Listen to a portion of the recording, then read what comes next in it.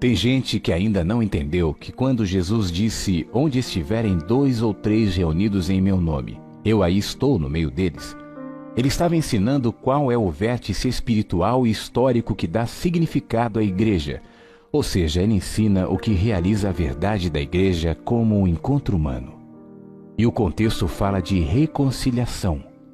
Um irmão ofendido tem que procurar o ofensor e tentar ganhá-lo. Isso deve ser feito insistentemente, até que o próprio ofensor rejeite toda a conciliação. A palavra grega que designa essa reunião é a mesma que fala de harmonia, como se o que estivesse em curso fosse uma afinação de instrumentos.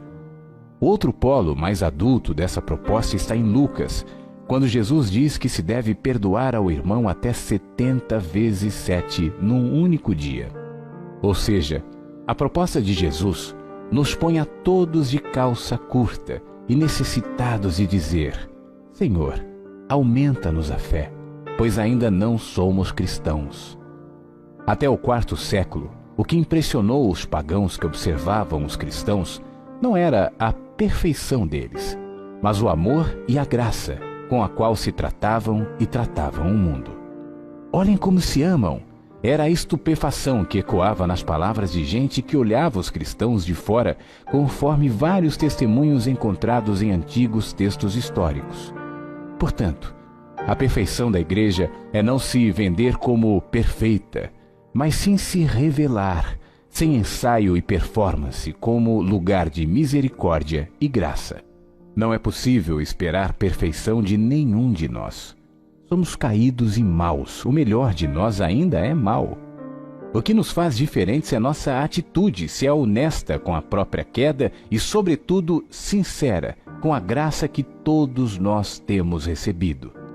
Daí a perfeição do discípulo ser sua humildade. Humildade para ser, sem ser ainda o que deseja. Humildade para viver com misericórdia, pois ele mesmo carece dela todos os dias, nos céus e na terra. Repito, o problema da igreja nunca foi os seus erros humanos, mas sim a sua arrogância em relação a não se enxergar e oferecer-se como a representante de Deus na terra. Quem desejar que tente. Mas no dia em que deixarmos de lado toda essa empáfia e formos apenas gente da graça, então, assustados, veremos o respeito que o mundo nos terá, conforme aconteceu até o ano 332 da presente era, ainda que algumas vezes o lugar do testemunho tenham sido cruzes e arenas. E havia problemas antes disso? Sim, sempre houve muitos problemas. Quem conhece a história sabe deles. E quem lê os textos produzidos nos 2 primeiros séculos sabe da quantidade de dificuldades internas que os vários grupos cristãos tiveram. Todavia, tais problemas não foram problemas reais, enquanto o sentido de irmandade na graça esteve presente. Não foi a perfeição da igreja que abalou o Império Romano, foi sua perfeita imperfeição, ou seja, sua humanidade vivida sob a graça e que falava de boa nova em Jesus, não nela mesma. Nela havia humildade, serviço, confissão, comunhão e coragem, sem empáfia. Me sinto um bobo falando coisas tão básicas, mas é que eu fico assustado quando vejo que os crentes de hoje não têm umbigo e pensam que estão inventando a igreja agora. E pior, dói-me ver que alguns dizem: é assim mesmo, temos que nos acostumar. Quando é que foi diferente?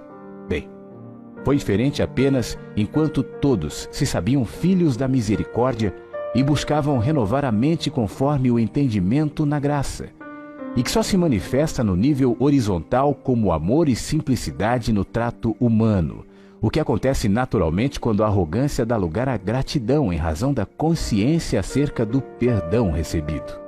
Jesus não pede perfeição, mesmo quando diz: sede perfeitos como perfeito é o vosso Pai, pois a única perfeição humana é assumir sua própria imperfeição e assim imitar o Pai, não em sua perfeita perfeição, mas em sua graça, que ele derrama sobre justos e injustos. A perfeição da igreja é ser humildemente filha desse Pai que a todos trata com misericórdia. Quem não for cego, que veja. Quem não for surdo, que ouça. Quem tiver entendimento, não o feche. E quem tiver sido objeto da graça, que a sirva aos outros. Nossa perfeição é a justiça de Cristo.